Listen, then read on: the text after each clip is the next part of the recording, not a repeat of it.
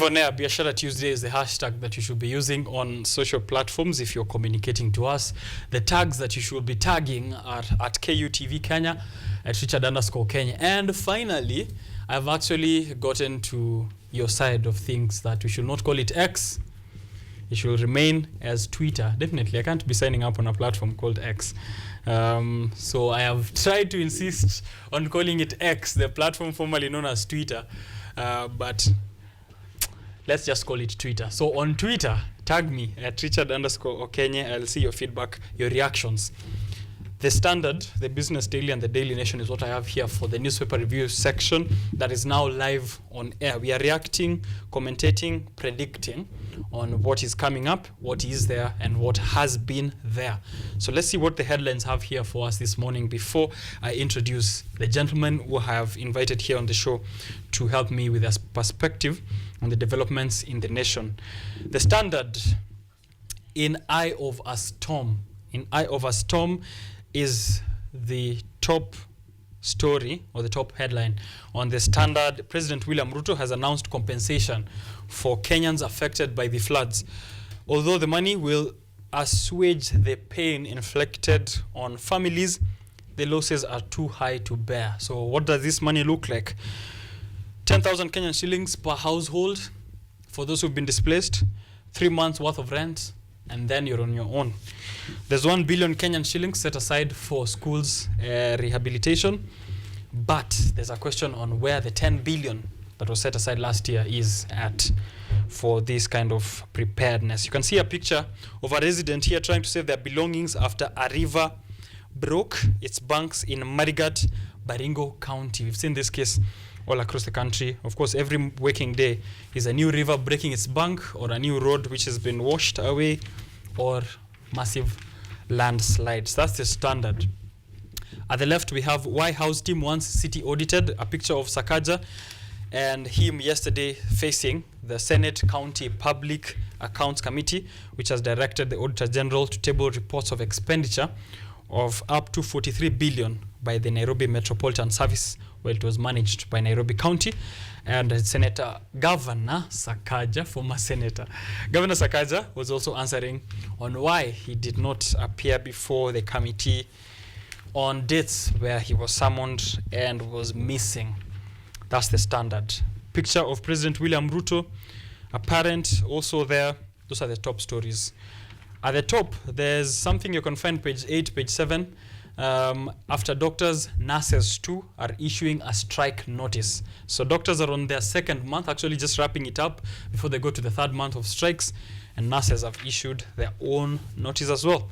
The Daily Nation, Raila's dilemma in race for top AU job. Hard choices. Azimio leader Raila Odinga is in a difficult position in as far as his quest for the post of the AUC chairperson is concerned. Whether to tone down his attack on President William Ruto, who is backing his bid, or to go hard on the Kenya Kwanza failures and risk his chances of support from the government. Mr. Odinga is now in unfamiliar territory, according to the Daily Nation though. But the panelist of the day will let me know if this is still just as familiar as any other territory that Raila Odinga has been in. At the bottom, there's a photo of President William Ruto and Cabinet Secretary Kithure Kindiki and other leaders in Kiamaiko slums in Mathare yesterday. And that's where he gave that pronouncement of the amount of support that the government is giving towards affected families. The Business Daily has got business on a daily, and it's money that has been siphoned by top executives of Cusco, which is a SACCO operated here. And we see the acting manager director, Arnold Munene, and cabinet secretary for cooperatives and MSMEs. Some CSs just always operate in the shadows. If I did a poll now on how many people know the cooperatives and MSMEs cabinet secretary, if people know even there's that ministry, it's been very silent. And now we see them here hammering down on the Kenya Union of Savings and Credit Cooperatives, who've siphoned 587 million annually over a decade. Can you calculate how much that is in 10 years? And then we'll get to your feedback. Nick Mwadime Mwangi, and as well as president of Kabete Poly. Welcome to the show. Thank you. I don't know whether to begin with Nick, ndio to save new for last, ama? Well, you have to begin with the president. You have to begin with the president. Just a chairman. Protocols. Oh, yes. All protocols observed. We begin with the president. Welcome to the show. Thank you so much. Good morning, and how are you doing? I'm well. Yes. My name is Samuel Karanja from Kabete National Polytechnic. Yes. I have been a president of Kabete for quite some time, and as well as youth leader in Embakasi West, Nairobi County. And I'm happy to be here. I appreciate. Right. Thank you. We also appreciate your presence here this morning. Watu wa Kabete maji na wapeleka aje? Uko maji ni mingi, and the government is still working. Yeah. You see, the president said he has set 1 billion. Where we wonder where it is and where has it been since the floods were there. Yes. Yes. Right. Just a reaction 2 weeks into the disaster, yeah. Which, of course, they've refused to call a disaster as such. And I saw statements from Azimio leaders saying, you know, they can't declare this a national disaster because the government already is a national disaster. The healthcare system is a national disaster. The education is a national disaster. So they are a bit confused. The airport is a national disaster. So they're a bit confused on what exactly is a disaster. Richard, I'm shocked. You know, yeah? The government, some time back, they said there is no floods and there is no El Nino will no longer be there. But now they are rushing the last minute. You wonder, are these weather forecasters doing their job? Right. Last year we saw the president. They work with the government. Yeah. That's our big question. Yeah. Because next time we don't expect such to happen. Of course, they have failed. They have failed Kenyans. Kenyans are struggling. They are vacating the last minute. They have no plans. Because if they had plans and they have already prepared us that there is El Nino, they could have vacated those people before. Way early, yeah. Yes. So it seems there's no... Our question remains, where have they been all this time? Right. And where did the money go? Because Kenyans are paying taxes. Kenyans are working day and night to pay taxes. But the money is not there. Yeah. Kenyans are still struggling. Right. That's our question. 10,000 bob per household. We'll also be seeing if that is worthy. But that, getting Richard, accommodation, food for I don't know how long. Is that a permanent solution? Good questions to ask. How many times will they give them 10,000? How long will they survive with those 10,000? Even if they give them food, and these are people that they have vacated to new places, they have no jobs, they are not familiar with the places. The government must find a permanent solution, yeah, to avoid this next time, because this has already happened. But next time, we urge the government, let it have good plans, let them manage disaster funds well. Yes. Yeah. Definitely. Welcome to the show. We'll get into more of those details. Thank you so much. As well as we go on. Thank you for that introduction, and of course your sentiments on the biggest issue that's currently facing the nation. Nick, karibu sana, National Executive Director of MKUSA, Sir Nick Mwadime Mwangi. Yes, thank you so much, Richard. You know, Richard, today, yeah, I was humble enough to board, we the hustlers of Resambu, we bought the matatu to Kenyatta University. It's okay, now, mutafika. Luckily enough, you know, there's this famous radio called Radio Japo, and there's this man called from Kawangware, and he called and saying, Gidi na Ghost, mimi niko na huzuni sana, ile chama ya Mama Esther United walishinda kushika Crystal kwa Palace. So oh my God, Ten Hag out. Yeah, wondering what he was talking about. Umekuja unajua mimi sipendi fitina. Umekuja kujua baadaye. So I'm here wondering, and he was really complaining that, you know, sasa imeharibu maneno ya nyumba pale. Sasa bibi yake anamuaccuse falsely. Sasa anataka ile ni patanisho show. So I don't know what he was talking about. I don't know what he was planning. Anaweza kufanya nini kwa Palace? Kuweka Kristo kwa Palace. So I was really really wondering how it's going to turn out. They pray a lot on the house on the hill. Yes, I'm sure yes. kuna Kristo kwa palace. Yes, so it's a good morning. The people of Roysambu keep sending me here. Let me say good morning to my chairman of Nyeri. Yes. And that is Washira Kimoho. Ananiambia is ako pale mahali naitwa Ruare. So, and then also my chairman in Moranga, President Mavich. He's also here in KU. Yeah. And all the chairmen of the county, 11 counties at Mount Kenya Colleges University Student Association, we represent. Okay. Because I know we're going to talk so much about Raila, we're going to talk so much about the floods. Yeah. We're going to talk about Nairobi County, our Nairobi. Let me say our Nairobi. Hey, you're Nairobi. I'm from Kiambu County, by the way, just to make it clear. Because sina hizo shida. maneno ya Nairobi kidogo ya Sakaja inaenda magumu. Inaenda kuwa Kangaja. Yeah. Itabidi aende Sakaja. Yes, Sakaja. Ama ataomba ja. All right, so let's get then to the big story, which is in eye of a storm. On the Standard, President William Ruto has announced these relief measures. Schools are closed indefinitely. Families are being evacuated. We have a death toll that is above 200 so far. As of yesterday, it was about, I think, 228 according to official reports, and probably more that's going to be from today.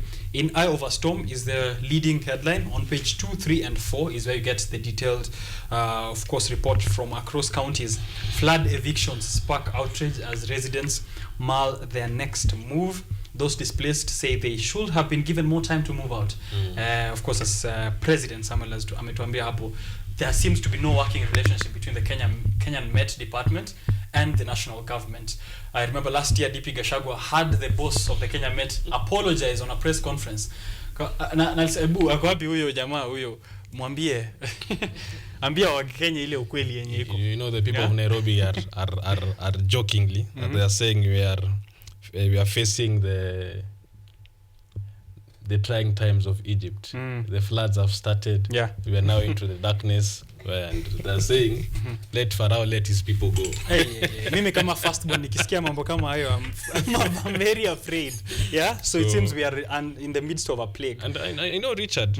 I don't know. These are people who prayed for rain. And you know, if you pray for rain, you expect floods. Yeah. So I don't know what they're really praying across here and there. They overprayed? Probably. But it really puts a lot of question in mind on the issue of preparation. Yeah. This is a guy, allegedly, he put almost, let me say, 18 billion. The first 10 billion, another 7 billion, right? Today he's saying another 1 billion. So that is around 19 to 20 billion. Yes. Not adding the other donations coming out of the British High Commissions and other people who you really wonder a lot. In matured democracies, they prepare for issues like cyclone, right? They prepare for issues like hurricane. People are warned months or years to slowly and progressively evacuate. Yes. Here in Kenya, people are waiting for, the man on the top is waiting for people to drown in floods and also the mudslide, so that he can come in gumboots as if he's going to a shamba to save the day. It's farmer number one. Come on. It's farmer number one. Has to show up in his regalia. We joke too much. We joke too much. I've seen photos circulating that he was buying some mangoes or some fruits to young kids with his gumboots. Yeah. Just to, you know, the PR king, as you always call him. Yeah, it is too much. Too much propaganda for him. To add on that, you know, you can't be lying to Kenyans each and every day. Something comes in, and then you wear a gumboot, and then you go, you take pictures, but you're not doing anything. Because if you tell people to vacate at night, and you are vacating them by force, and you are not providing anything, and then you are telling them, you know, those people have been there. If they constructed their structures on riverbanks, they could have been told before. Yes. They could have solved this problem before. Right. They can't wait until something happens. And then so they that now problems are pretend to and help then them. they pretend that they have been there, they have been minding about it. This is not the kind of government that we wish to have. Last week we were calling for them to show up. So I am sure the UDA and the Kenya Kwanza fanatics will ask, mulisema president atoke, mulisema DP atoke, atokeze, ametokezea, shida iko wapi tena? But the problem si kutokezea. The problem is the solving the problem that is there. Okay. Even if he doesn't appear and things are well, We don't really need to see him. we don't really need the president Okay. to see him. We really need to see the work that he's doing. Okay. Yeah. It's not much about him making statements or showing face. Yes, it's all about the work that he's doing with his people. Yeah. If everything is well, we Kenyans, we would be minding our business. Yeah. Yes. On page 2 of the Standard, the Kenyan Human Rights Commission has described the demolition of houses in these areas, which they say are on riparian land, as an injustice targeting the poor. If you take a look at the reports, there's flooding happening in Runda, in Karen, in any other suburb, as well as it's happening in slum areas. But it seems there's demonization of the poor and where they live. Inakaa wao sasa ndio sana wanaishi next to the rivers. And they're saying here that even the government's deadline elapsed and without sufficient notice or proper consultations. Yet more affluent neighborhoods that flooded even more and sat on riparian land were left untouched, highlighting a selective, punitive and discriminatory expedition. Last week on Labor Day, Governor Sakaja praised the president on his affordable housing. Of course, the president also did mention that sasa with this eviction, it's even high time in time mzuri sana tujenge affordable housing. Au majamaa watokezea. I wonder if in your affluent neighborhood of Karen mnaletewa affordable housing pia. You know you're accusing me falsely. I'm coming from Roysambu. And where Roysambu is Githurai, 44, Zimmerman, and Kahawa West and Kahawa wards. Do you feel But, targeted? I heard the president telling people to move to higher grounds. Yeah. That's why the Azimio party leader, Raila Amolo Odinga, was asking the president, where are those higher grounds in Nairobi? Tunatafuta higher grounds ziko wapi? And this is why I agree with my boss, Jeremiah Kioni, our SG, that this government, right from onward, everything is a disaster. Fertilizer, National disaster. Airport, disaster. Education, disaster. Health, disaster. The issue of the bandit, disaster. Yeah, security. I didn't even remember there was that. Yeah. You understand? Back to back since 2022. Disaster. Yeah. So the whole government itself is a disaster. So why do we pretend that things are going on well? There's relief efforts, things are turning around. It seems there's a positive outlook when you're looking at it from the government. And the other day, because we are facing a looming issue, and you know, when floods come, they come with waterborne diseases such as cholera, typhoid. You understand? I was reading the papers today that the increase of the typhoid rate and the cholera has shot from around 2% to 5% among children. Wow. Leave alone them dying. Just the cases fast. And to make the matters worse, the doctors are on strike. And nurses are joining them. They have issued their 7-day notice. I told you here, Richard. I told you the nurses will come forth. The teachers have already gave their first warning. Shule wangefungua tu hivi last week. Hiyo Kwa barabara. wako kwa barabara already for sure. Because this is a government that gives false promises and a lot of PR. They're talking about the housing projects, right? Yes, it's a good time. Where will they First do the over. housing project? How many people can afford the housing project, Richard?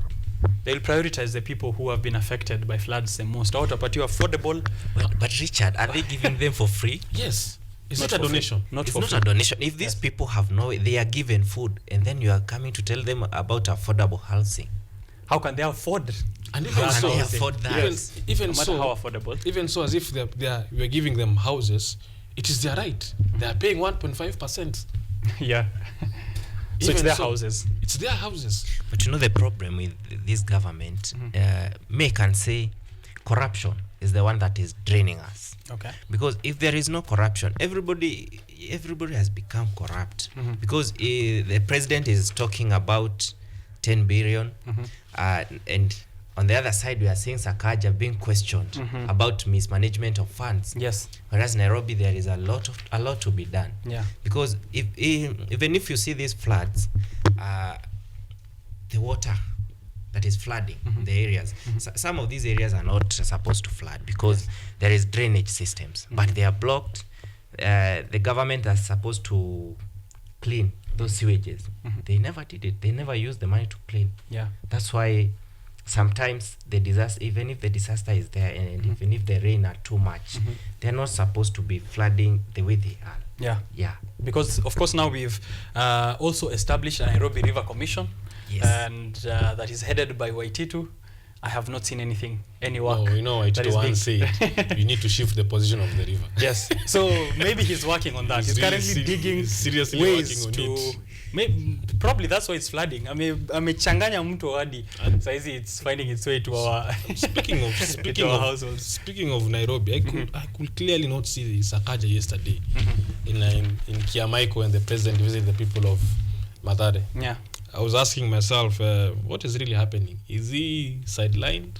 Is he? Well, there's hearsay that Raila Amolo Odinga Mm. is now his new godfather. Probably could signal a rift between him and the president in UDA. Ideally, as you say, it's hearsay. Yes. Because, you know, one thing that Sakaja realizes, he knows that the members of county assembly of Nairobi County are majority Azimio. From UDA. not just Azimio, ODM. Mhm. So he aligns himself to avoid issues of impeachment. Because once you are impeached in chapter 6 of the constitution, you cannot hold any public office. Right. Today, even if we go back to the moon and come back, Sonko will never get re-elected Okay. constitutionally. Yeah. Why to the same? Impeachment stands. The impeachment stands. Mm. And you know, the worst thing that can happen to you as a leader, Richard, is Integrity Act of Chapter 6, if it's violated. Yeah. And I know that he's vying for chairmanship of Nairobi against the Embakasi North MP Gakuya, and we know that Sakaja's problems is not with the president, because hearsay again say that him and the president come from the same region. Him and the president do. Hearsay, that's why I said hearsay. Johnson he's Chepchirchir. He's Sakaja. called Koskei. Koskei. Yes. He's called Arthur Johnson Koskei. Okay. Yeah, so, and I... But to add on that, Sanik and Richard, I think it's high time our leaders to know it is not all about politics, because they started politicizing everything. They are supposed to work for Wajiko, who elected them, because they will come back in 2027 demanding for us to, or requesting us to vote again. We will not look at their dispute or how they worked, but we will look the work they worked for, they did for us, Yes. for Wajiko. Right. So if they start fighting, or they are stopped working by their disputes or whatever they want to do, let them change. Yeah. Let them change. Right. Or This is otherwise not we the- will change them in 2027. let them change or we change them. It's not the Yes. right time actually to be focusing on this kind of internal disputes. Yes. Whether political, party level. And Nairobi is, I think, among the most affected counties when it comes to what is happening right now with El Nino. I wonder. You see, we're getting it very wrong, Richard. Nairobi is not the most affected. Look at Tana River. Nairobi is just, it has been put a lot of focus because it's a capital city. Okay. Go to Nyando. Go to Mai where people died. Richard, the rain started beating us at Nairobi. The governors, the 47 governors, know and realize that there's an issue of floods, Richard. But speaking of devolution, right? Governors cannot do anything if the money has been held at the county level. Yes. The president is holding ransom governors, Richard, and we know. And sad enough, because I cannot defend my governor, and we know the people of Nairobi have already decided that he may survive impeachment between 2022 and 2027, but we are definitely sure that he's not going to come back come 2027, because the people of Nairobi are tired. The streets, Richard, you cannot walk on the streets without your gumboots. People cannot use Ubers anymore. People cannot use motorcycle. I saw the other places, the tarmac places like here in Kise, whereby there's this certain boda guy who was warned not to cross with the passenger. But unfortunately, things did not go as he was planning, because I understand why he was really struggling to cross the place where it's still flooded, because at the same time, these people are also frustrated with economic issues. They still have to go to work. They still have to go to work. They still have to eat. Yeah. They have children to feed. Mm-hmm. Now imagine we are talking about housing projects when people are hungry, Richard. You're mentioning billions of shillings. When people are homeless and hungry. You can imagine, and they're feeling cold. Yeah. There's no, the president could have just done a simple thing, come with blankets. There's no civility. What is he coming to inspect? The effects. Yeah? What are you coming to inspect? Something that we can already see. We don't need to be there. I don't need to be in Mathare to know what exactly has happened. You understand? Yeah. I really want to question where his humanity is at this point of place. Where is the hustler that his body language was at some point of time that he was so humanly that one will think that he's the second Jesus. So if we pick it up on that, and I think it was with you that I highlighted an issue of micromanagement. Yes. A possibility of micromanagement. I don't know if it was you or Kimani Wachira who told me, no, there's no micromanagement. It was with regards to the education ministry. Kimani Wachira changed sides. So. It must have been Kimani. Apologies, Wachira. Kimani so is my again, good friend, but I bring it up. Counties are asking for access to that 10 billion national contingency fund that was set aside. And it shows here that so far, not many of them have actually spent the amount of money that was set aside. I was trying to get the actual figures, yes. So counties are still sitting on 1 billion. They had to spend 1 billion budgeted for emergency services in the financial year. From where you sit at from president to president, can we point out to this being an issue of micromanagement? Even looking at maybe Sakaja not being there yesterday, counties saying they are yet to receive the funds, or they are yet to be given an okay to spend the disaster management fund. And Nick has brought up devolution there. Devolution should have been a thing where we have given the monotony, where counties need to respond as fast as they can with the funds that they have. Is there an issue of micromanagement with the president? Richard, yeah.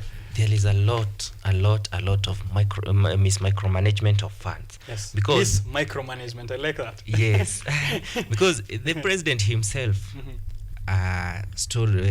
gave a briefing about the El Nino. Yes. And said that there is no El Nino, and he's the one that said that there is some money set aside for those emergencies. Yeah. For El Nino. Yeah. But now they have come to tell us, told us that the El Nino is no longer there.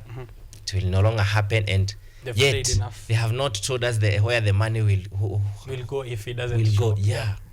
So I think counties have a right to ask for this. So money. Probably the money you think has been spent elsewhere? If governor is failing because he was not given money to work, then he or she should ask for it. Yes. So that he is able to work for his people and everything is set okay. Yeah. Yeah. Okay. It is very difficult to believe the president at this juncture, because in one mouth, recently we had Labor Day. He rose up and told the doctors there is no money. In another mouth, in Kiamaiko, he's saying he's going to give 1 billion.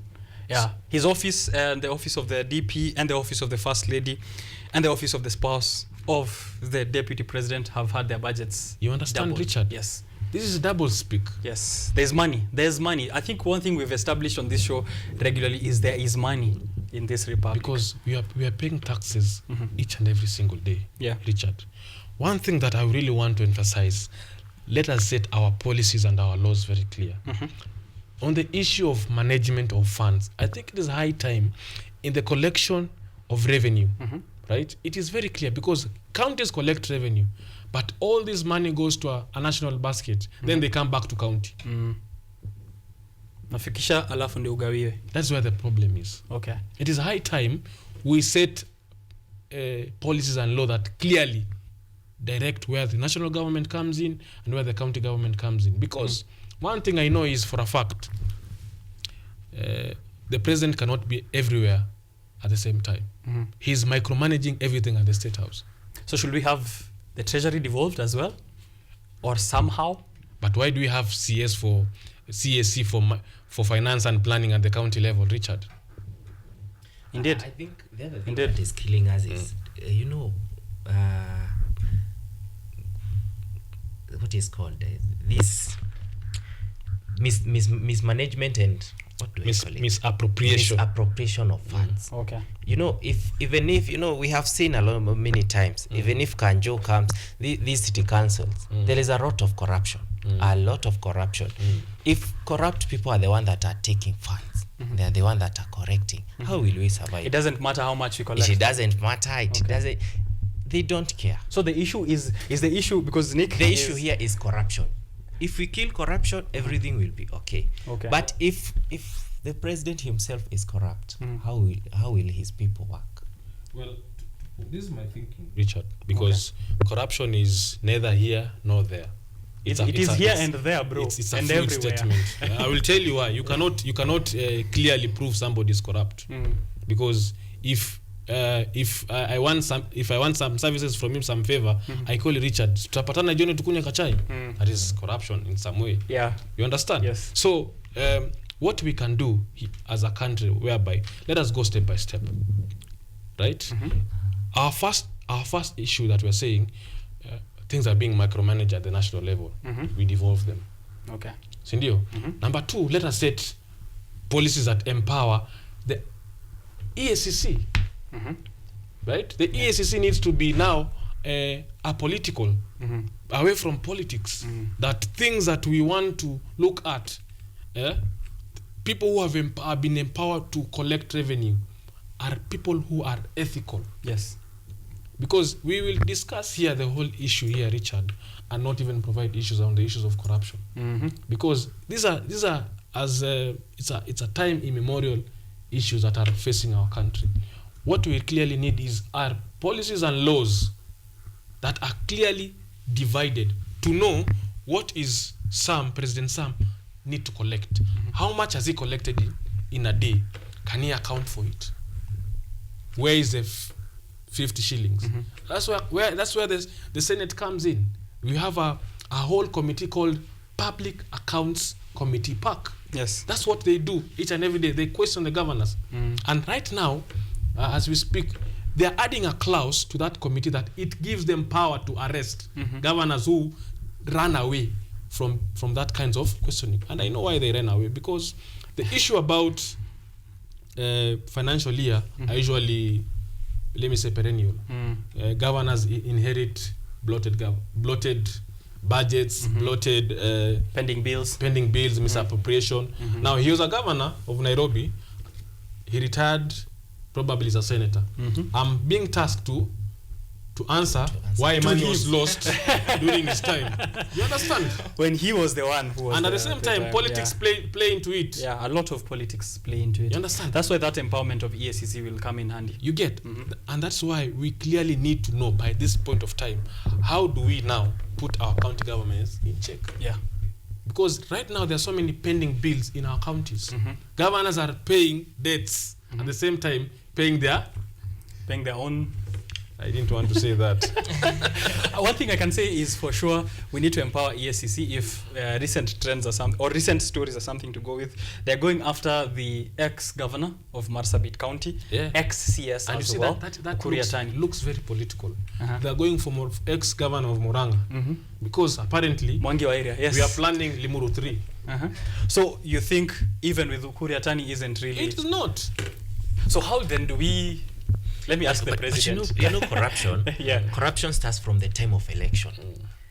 Once maybe it's me and you and Sanik, we are vying for governor in Nairobi, and then maybe I might be having leadership skills. Sanik might not be having leadership skills, and he has money. You know, the Wanjiko will vote the one that has money. Yeah. You come and you are given 100 bob. Then you are sacrifice your vote because of let us stop. It starts from us. From the election. Everybody should Pre-election. take that responsibility that there is no and corruption. I don't know who will come with that strategy. It's hard. It's hard to manage. It's quite a hard job. It's quite a hard job. It's Yes. quite a hard thing to get rid of because now it's become a culture. That's why I that say we budget for. Because even some of those people who are in those seats, they got there because of corruption. Yeah. So it's hard to How get rid will of they end corruption? And they know if they end, they will be affected. Yeah. This is their source of income. Yes. And that's why I said, Richard, there's a very thin line between favors and corruption. That's why I say So that's why it's you hard to it's- fight yes. the corruption itself. You understand? Because right now you may be doing me favors so that I do you. A favor later.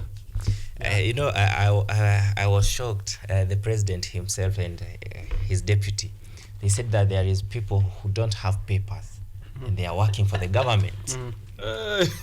Yeah. I was really shocked because how Unqualified did they go personnel. there? Yes, how did they get there? Because of corruption. Yes. That's why if those people who are working in EACC, maybe some of them they don't have papers. Do you expect them to be straight? Yeah. They can't. Let cannot. us Yeah. empower these bodies. EACC, DPP. Let us empower our Empower courts. institutions. I think that's a very Yeah. good. You understand? We will not, because right now, Richard, see, right now there's the third arm of the government called judiciary. If I allegedly accuse you to be corrupt, I have the burden to prove. Yes, to prove. Yeah, proof of burden. Burden of proof. Lies to those Yes. to the person that alleges. Yes. You have to take me to court. The judge has to look at the evidence. It's not, you see, corruption, people usually take it as an issue of morality versus ethics. But in court, they only believe evidence. President Sam, he has been president in Kabete. Did he mismanage or misappropriate the funds? Should he be taken to court? Executive Director, Mkusa, Nick Modime Mwangi, he has been an executive director for probably some time. Should he be taken to court for misappropriating the funds of the people of Mount Kenya? You understand? And even so, how do we empower our court system so that it does not look as if it is only the poor who get the sentencing, Yeah. and the rich escape the sentence? Escape justice. But you see, then the empowerment, I like the aspect that we need to empower up to the last point, given that we could still charge these people, and then these cases are dropped after. Yeah. As we have noticed with the current regime, all the corruption cases filed before then, everyone else is free to go. I think that will be the same trend with Ukur Yatani and In Mwangi wa China, Yeah. in China today, if the court finds you guilty of corruption, you are hanged to death. In South Korea, the former president of South Korea was jailed to life because of misappropriation of funds. So if we as a, let me say, Kenyan, because corruption seems to be perceived as if it's an African disease. Yeah. It's an African disease. But it's neither here nor there. Yeah, as I said before, it's neither here nor there. Yeah. If we can build and empower our systems very well, because the only issues here we are talking about, Richard, this morning, why are we facing floods? Lack of empowerment of a certain ministry. Yeah. Lack of empowerment of county governments. Do True. You understand? Yes. We are not building our systems in a way so they sustain themselves. Such that now we are relying on private institutions like Kenya Red Cross And of course, to do response. at the end of it day, also we also have to be very realistic. In as much as we want to blame the government entirely, we also have a responsibility Yeah. of managing waste.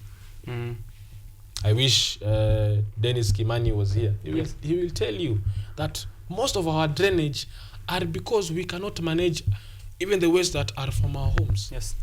Our tunnels, our rivers have plastic, have a lot of waste.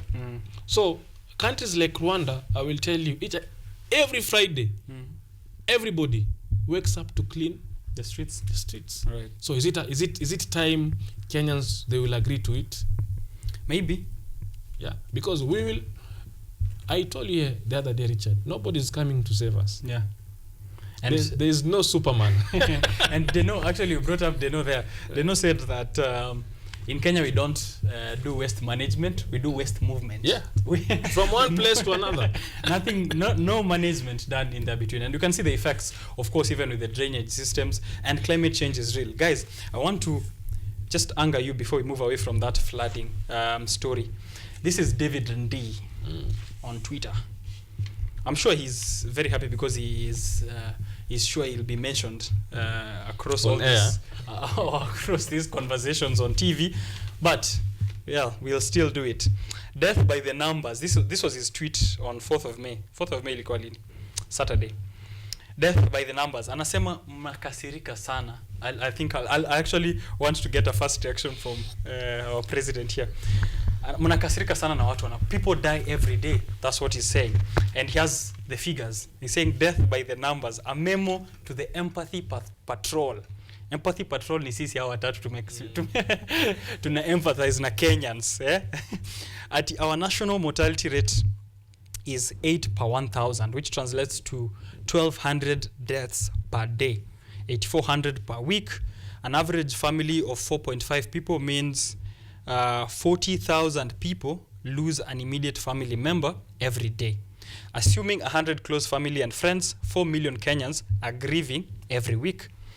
Keyboard wailing, hii yenye tuna tweet, and trending news cycle driven sob stories does not constitute empathy. The widows, widowers, and bereaved parents of the helicopter accident are still grieving. Do you care? No. It's not trending. You've moved on. Next week, you will have moved to whatever bleeding thing the media leads with. Nimeatakiwa.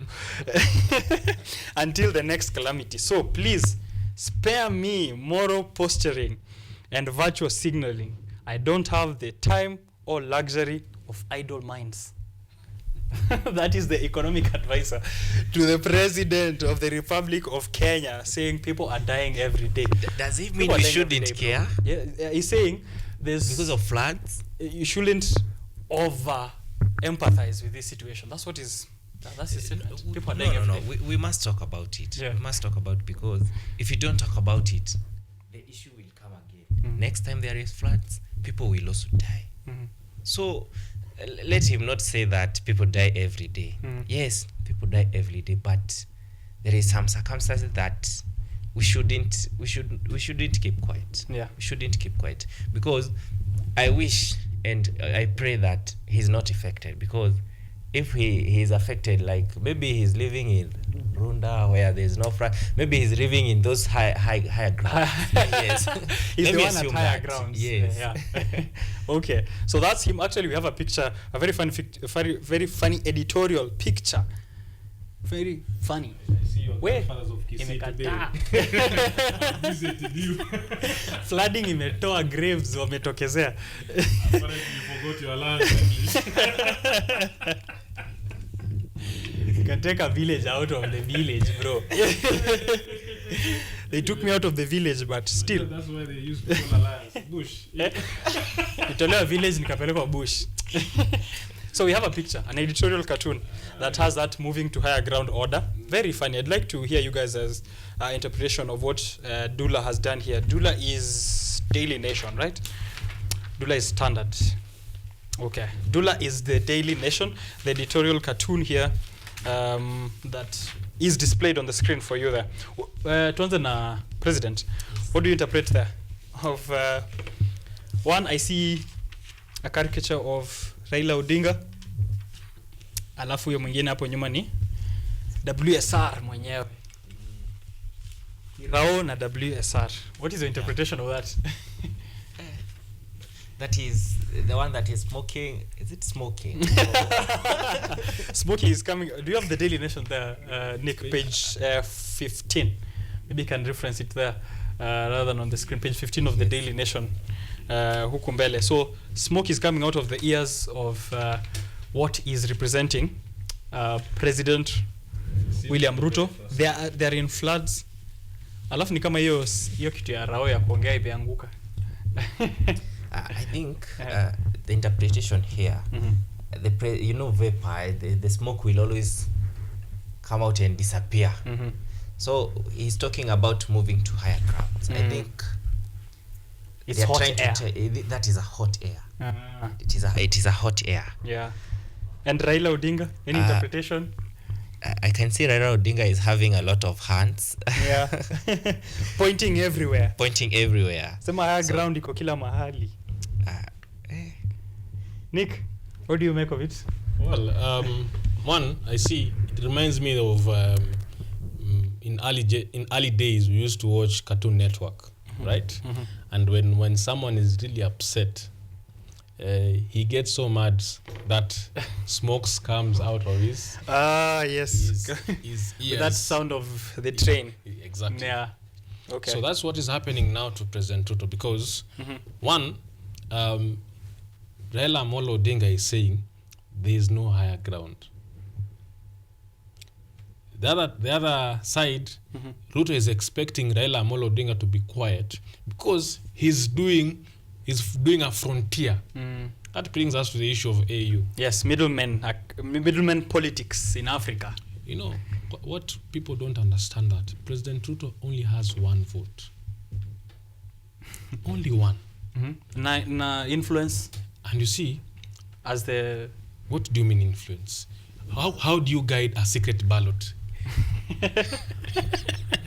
You guide it before you go give speeches Pan-African. And these are presidents who are politicians.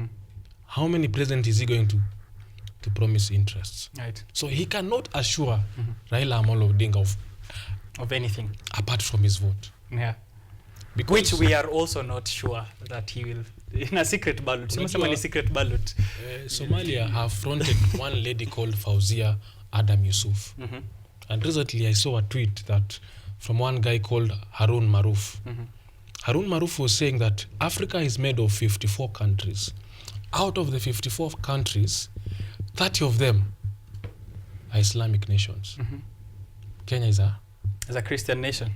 And to make the pot boiling, our stand between Palestine and Israel war, we stood with Israel.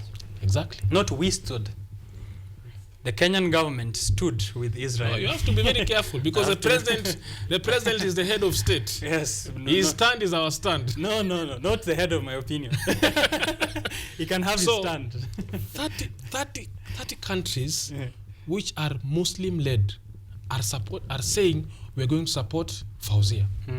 It's going to be an uphill in to retaliation against Kenya, which is our Christian-led. So Baba only has 24 nations. So tell me.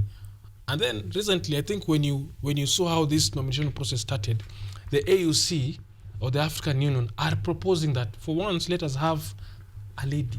Oh. That is why recently, when Uhuru was, my party leader was president, he frontiered Amina Mohammed. I remember. Who was also a lady. And a also Muslim lady you have from it. Kenya. So Baba has seen this. Oh, wow. I've taken you through the process. Okay. And I told you. You attend your class. I've seen it. I told you before we sat here, I told you Baba is not going anywhere. Oh, not tell wow. That's why he's back. Okay, that's why he's back. That's with the why he's statements back from to- last week. So Yes. he's had foresight on what is going to happen. Because we had seen it's like he has gone to vie for AU And seat. he was no longer He getting was no acceptance. longer there. We could see Martha Karua and Jeremiah Kioni leading Kenyans, but Raila now he can see things clearly that he's not getting where he expected. Okay. Yeah. So can he have they have a question here on the editorial, on the opinion section under the editorial. A very good question. Nick ashasema hiyo. Hiyo sahau. So can Raila have his cake and eat it? Can he be an opposer of the Kenya Kwanza government and still expect them to support his bid? I think or he has already realized that, yeah, clearly, as Nick amesema, huyu vote moja na zero influence. I really admire Raila Odinga because he never gave up. Despite all that time, he has been there for Kenyans. Even if whatever happens, he will always be there. And he will put things as they are. Because if we don't have the opposition, the government, Kenyans will always suffer. Okay. Kenyans will... Does it have to be Raila? That's the question Kenyans are asking themselves lately. What not happens really, when he's but not there anymore? Not really, and we wish there will be another person that will replace Raila because one day he will no longer be there. Yeah. And we must have an opposition leader so that it will act as a watchdog of the government. Yeah, I have a side question outside of Raila Odinga. As a president of of a university institution, do you have opposition? Opposition is always there everywhere. Yeah. So you must work smart because there is other people trying to prove that you are not capable to that job. So they put you to task. Okay. Yeah. Right. Nick, still ushapena stance yako. Yes. To keep distance, as they say in Kenya. But I still have a question. Can Raila have his cake and eat it? Just in case maybe he has memorized a few Quran verses here and there, and in his speech he might convince half of the Muslim nations to vote for him. Can he do opposition and still? The editor of that piece suggests that Baba is in Kenya Kwanza. That's what I'm getting. Yeah. One thing that people have to realize that Baba is going to Africa as a Kenyan, not as an Azimio leader, not as a Kenya Kwanza leader. He's representing the issues of Kenyans at large and Africans. Yeah. You understand? Baba is not Kimani Ichung'wah, where he's control left, right, and center because he's the majority leader. No. So, Richard, your house is burning, and because I have water, I keep drinking my water. Yeah. I'm thirsty, bro.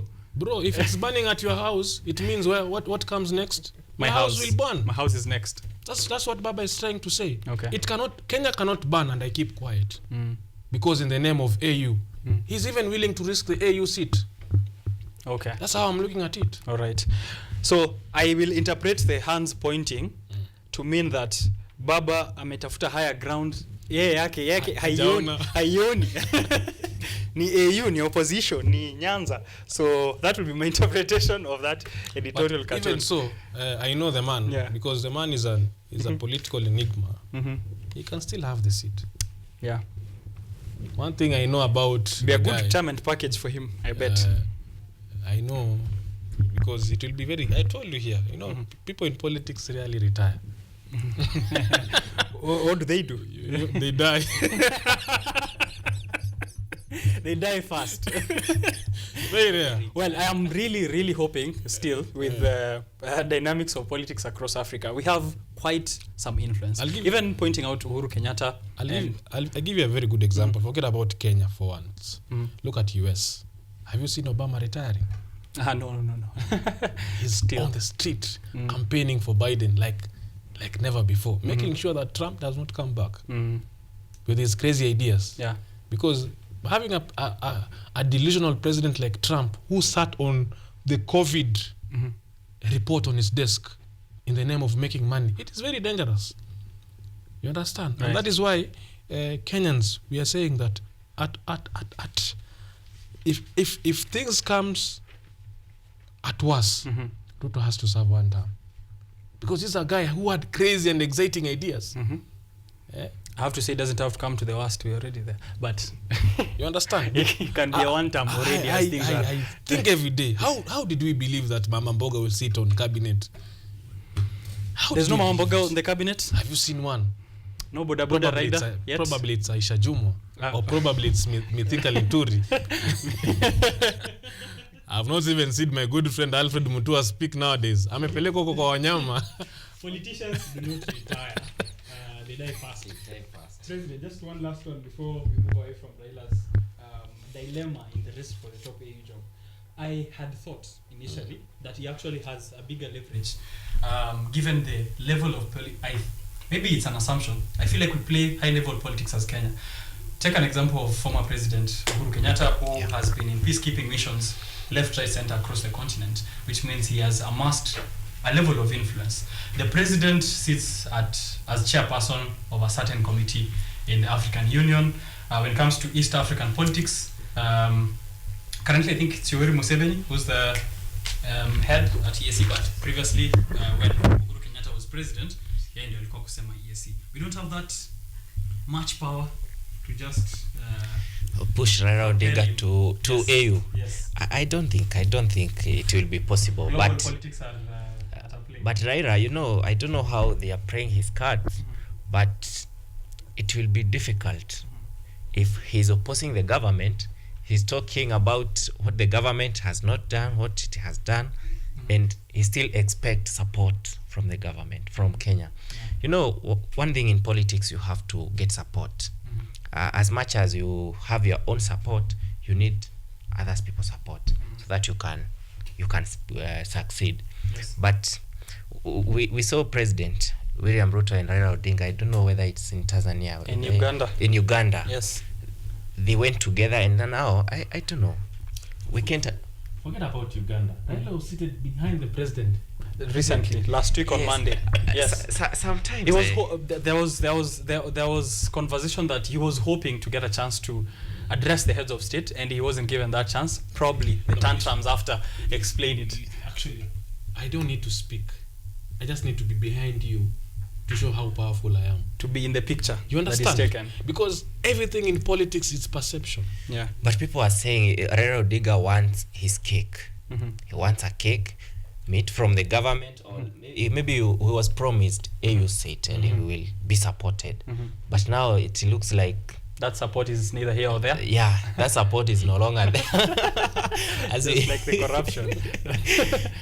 we can't understand, but Okay. we wish him well. Yeah. But I Wish him still well. like that he came out to Yeah. say some few things against the government, and that has rattled the camp there. I see That watu shows that wamekimbia here pale, wametokea Mathare, wametokea He's a huko. true patriot to his country, Yeah. to the people. of And Kenya. you see, it is even evidence. Until Baba spoke, Ruto did not even step in Mathare. Yeah. You understand? Yeah. Until he spoke. So it means how powerful what he says Is right. is. Okay. And of course, at the end of the day, I keep telling you that Ruto has only one vote. Convincing 54 people who have interest. Of their own very serious interests. You understand? It is a huge task for Raila Amolo Odinga. I don't know how he's going to do it. I wish him well. He's been convincing 8 million plus. I hope that isn't such. I hope he reaches difficult of a task. Nigeria, where the population is around 24 million. Ajue venye ni hard. So just to also highlight a bit of a story I talked about when I started the show, before you gentlemen can give me one story each. 62 million of... Bro, 62.1. You know, I was reading that story that this Former CS were these people walk to my relative, they found money that is not mine, and they say it is mine. It's your relative. Where is I've not talked to my relative maybe for years. Richard, come on. How often do you talk to your relatives? I don't remember. So I But- read it, I was just laughing. And I'm Yeah. like, oh my goodness. Yeah, so they had 4,500 pieces of $100 denominations. 4,500 pieces of $100 denominations. That totals up to 62.1 million. Imekaa tu kwa nyumba. So there's allegations against him or on money laundering. It seems that this relative of former CS Ukur Yatani is a key agent of his embezzlement of funds between 2013 and 2024 totaling up to 1.2 billion, and this is public funds. What does it say about us when the CS of Treasury, the place where we are supposed to take care of our money, is where our money is? Well, the money got lost while he was governor. I can't imagine how much money was lost in his tenure as CS Treasury. But it's shocking because, you know, the kind of corruption that our leaders are showing and they are portraying is not a good picture, because you don't expect a treasury that we are expecting to handle our money well. They're the ones that are putting such allegations. Right. We don't expect, so that's why Kenyans have already lost hope. They don't have any hope with the leaders that are in the government, with the people that are working in the government. So the unless people that are supposed to do the background checks, because there yes, was vetting how can you tell how can you tell a thief to check for you and to inspect another thief? Another thief? It is hard. Send a thief to catch a thief, though. Is that what they say, Nick? It is very hard, and You know, I'm not a thief, so I may not know. Samuel. so it's high time, you know. As my friend here said, favors and corruption, they go hand in hand, because if I give you favors, you expect me to give you A favor back. a favor back. So it's high time each Kenyan to take that responsibility, that corruption, to end corruption. Because if I take it as a burden to me to end corruption, things will get well. But it's hard, because even the people that in the government, some of them, they don't have papers. A lot of people want to get jobs without papers. Don't talk about our governor of Nairobi like that, bro. No, I have not mentioned anyone. Yes, but true. It is telling. But it is true. Yes. It is quite telling when our leaders we never saw them acting. We only saw them. Maybe he was trimming someone. Yeah. Maybe someone that wanted to question the government. Now maybe the president or the deputy president knew that person that don't have any paper. Yeah. So he had to talk about it so that he can keep get quiet. some Because mileage as well. they have a lot of politics. Yes. They That's why politicize I everything. can also easily say that maybe this is as well politicized, but it's a good move by EACC. No, it is very much politicized, because Yatani has been up and about in Marsabit recently, uniting the people of Marsabit.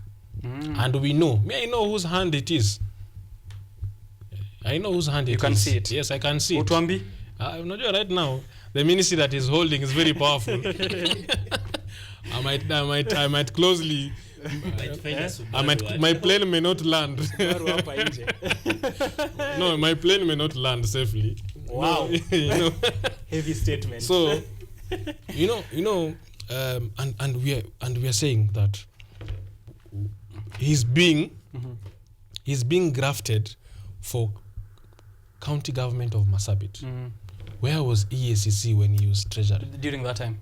And we know that CS Ukur Yatani, Jubilee government, which means Uhuru Kenyatta. This is a guy, this is a person who went through vetting process. Yes. And one of the vetting process is EACC. Yeah, that's what I was asking. What happened during the vetting for him to be CS? You understand? Yeah. So I want to question Twalib Mbarak. What is he doing in Moranga and in Marsabit? Good person to ask. Good person to ask. It's high time the government stop talking about things that have passed. You are coming to tell us that somebody was corrupt and he went through vetting. Yeah. How? So it means even though the vetting process was corrupt. Yeah, which means the people who did the vetting process. Yes, they are corrupt. We should start with. Yeah, in EACC. Yeah. We start vetting that. They slept on ukose kufanya job last time, alafu tena saa hizi useme sikufanya last time, but let's do it now. We should start with you. Because it is said, if you want to chase birds away, you must cut the tree. Yeah. Let us not be throwing stones to birds every other time. The tree is still there. It will not be possible. All right. Yeah. They're saying here kwa masikio yangu, defund EACC.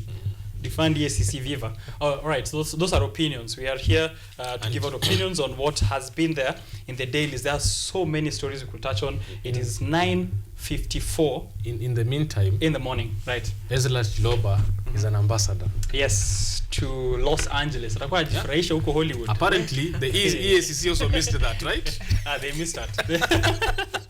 We'll find out in the next government when you come to reevaluate. Yeah. Guys, I would have given you a chance to bring up one more story, but hakuna time. So I'll just reserve this few minutes, this one minute for last remarks. But nataka kwanza leo to chambue just one statement each on what you think about this quote at the back of the Business Daily, what your interpretation is. This is coming very apt because we are in a rainy season and it's about water, or it's related to water. So it's a quote by Apple CEO of Apple, Tim Cook. He says, "You want to be the pebble in the pond that creates the ripple for change." You want to be the pebble in the pond that creates the ripple for change. How do you interpret it? That one is quite heavy.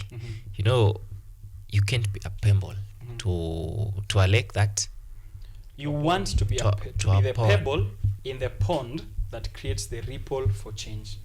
I think he's addressing the government, the President William Ruto, to, you know, if you have a pond here and then you throw a pebble, it will bring no change.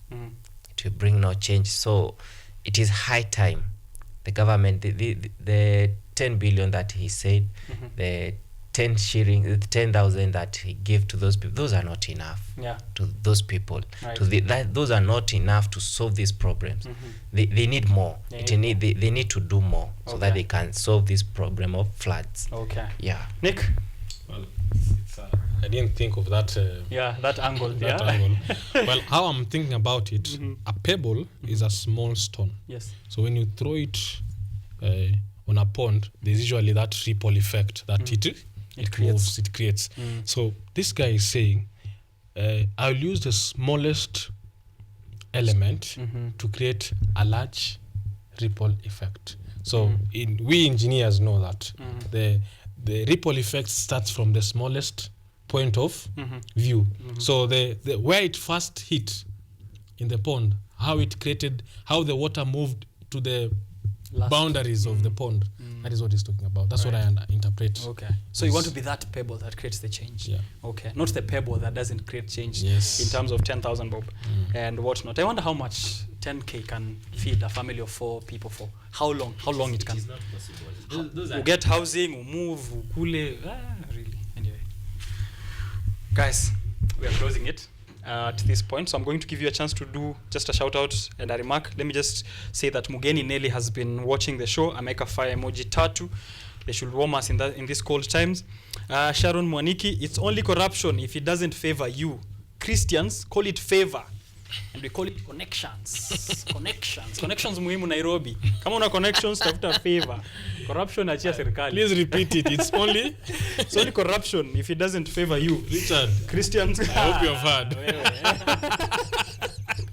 I told you it's neither here nor there. Corruption is neither here nor there, man. Any connections? Anyway, thank you guys for creating time. Thank It's you so much, 9:57, Richard. so which means we have like 30 seconds each. Closing remark, shout out, and then we wrap it up. Thank you for creating time for us here. Let's start with the president. Thank you so much. Thank you so much, Richard. I appreciate for being here, for being your guest today. And I would like to say hi to all youths, my friends and my family. And to Mheshimiwa, there is one of my friend, Mheshimiwa George Deuri. He works in the office of Deputy President. I want to wish him a good day and he's a good mentor to me. So thank you so much. And next time. Right. Yeah. Right. Next time we'll get to talk about more of Kabete politics. Yes. Affairs of students. Yeah. Thank you for creating time as well. Nick? Well, one is to thank the people of Mount Kenya Colleges and University Student Association and for the courage, the confidence, and the hope that they have bestowed with me. I want to acknowledge our National Treasurer, President Eston Maina. I want to acknowledge my National Chairman, Faris Jane, and each and every single members of Mkusa. Two, let me thank the people of Roysambu. They have really been patient enough with Mwafrika Kamande. And recently we have seen, yesterday I saw a press conference of one James Wanjohi